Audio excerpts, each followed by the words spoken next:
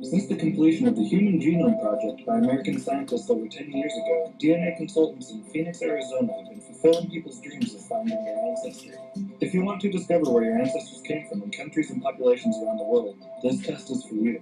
New DNA testing technology takes your personal DNA signature, unique to you alone, and breaks down all your ancestral lines with an astonishingly simple laboratory test. DNA Consultant's research team compares your DNA profile or fingerprint to the DNA of other people in the world's largest, most complete academic database. You get a map showing the countries of the world where your ancestors all originated.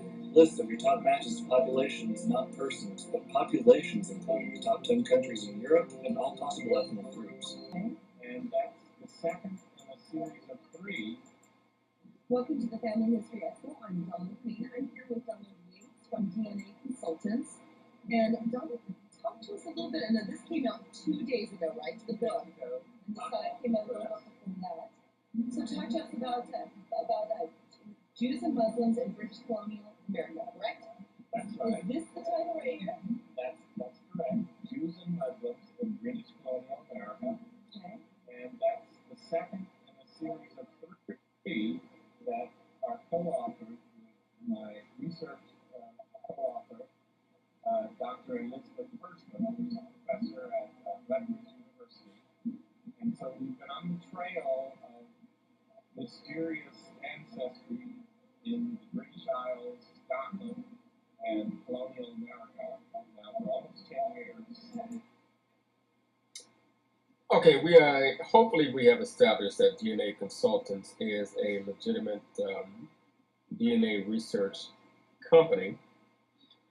And now we're going to reveal some of the results obtained by DNA Consultants.com, which is consistent with DNAtribes.com, as well as the information obtained by the official research team that did the DNA testing on the Armada mummies, including Ramses III, King Tut, etc. Let's look at the results. Okay, we are at DNA Consultants, home of the DNA fingerprint test. And I'm going to type in the Thaya gene. And that takes us here. So let's click on it. The Thaya gene. Now let's read it. One of the autosomal ancestry markers prominent in the royal Egyptian families of the New Kingdom.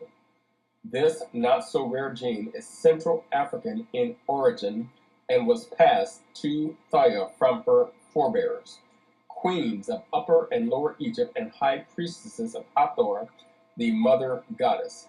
Thaya passed it to her grandson Akhenaten and great-grandson Tutankhamun, among others, as documented in a forensic study of the Armada mummies by Sa'i Hawass, head of the Supreme Council of Antiquities in Cairo in 2010.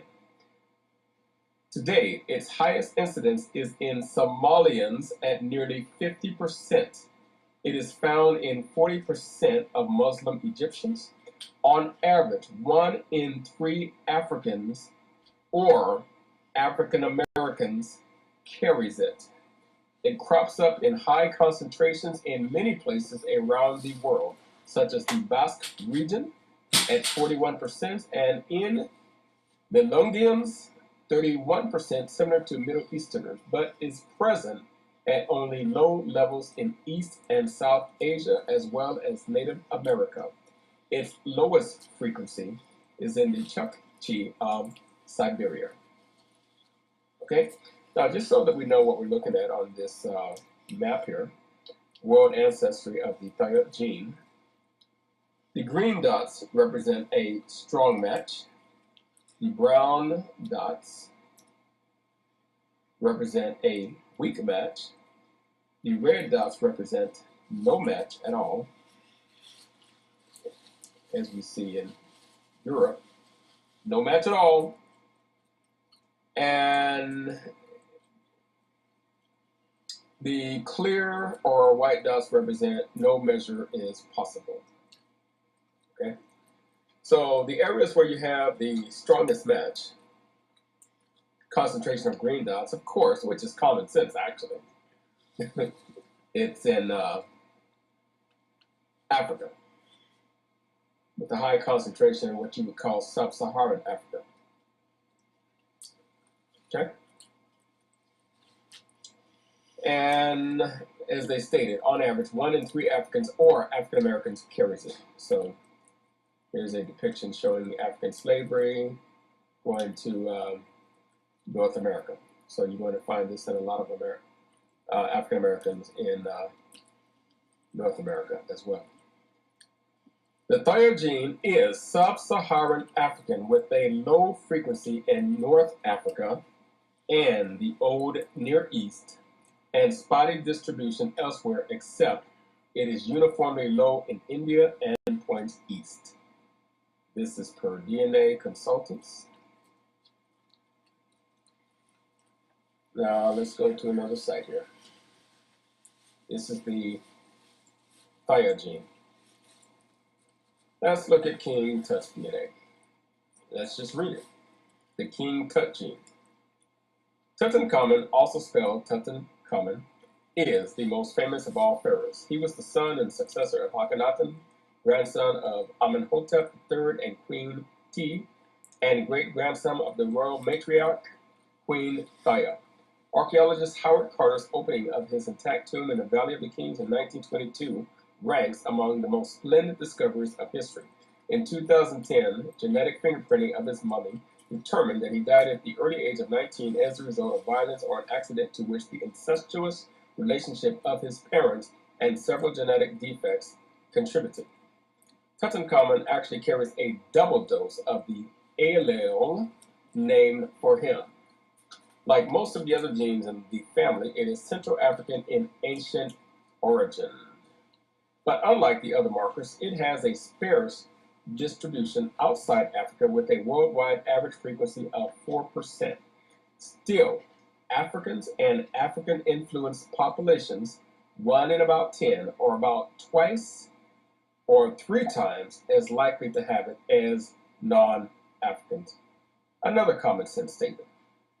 And it's amazing how many non-Africans try to claim that they have some kinship with the ancient pharaohs. I mean, it's just actually ridiculous. And again, we look at the genetic markers. Green shows a strong match. Red shows no match. And brown shows a weak match. Also, African in its ultimate source, the King Tut gene finds modest distribution in East Coast American Indians, the Himalayas, Northeast Europe, and scattered other populations, including Jews. World ancestry of the King Tut gene. Digest articles.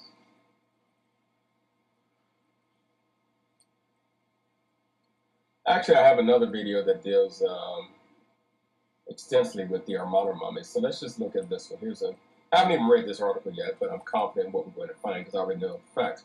DNA Tribes Digest for February the 1st, 2013. Ramses III and African ancestry in the 20th dynasty of New Kingdom Egypt. This month's article features a geographical analysis of autosomal DNA from 2 ancient individuals, the pharaoh Ramses III, and another individual, possibly Ramses III's son, Pentuer, who lived more than 3,000 years ago during the 20th dynasty of Egypt during the Bronze Iron Age transition. A previous issue of DNA Tribes Digest identified African-related ancestry for King Tut and other royal mummies from the Armana period. In this issue, results indicate that the later pharaoh, Ramesses III, also inherited alleles from that are most frequent in present-day populations of sub-Saharan Africa. Let's read that again. Real simply say these type of facts. That's why we're going to read it again, because they hate it.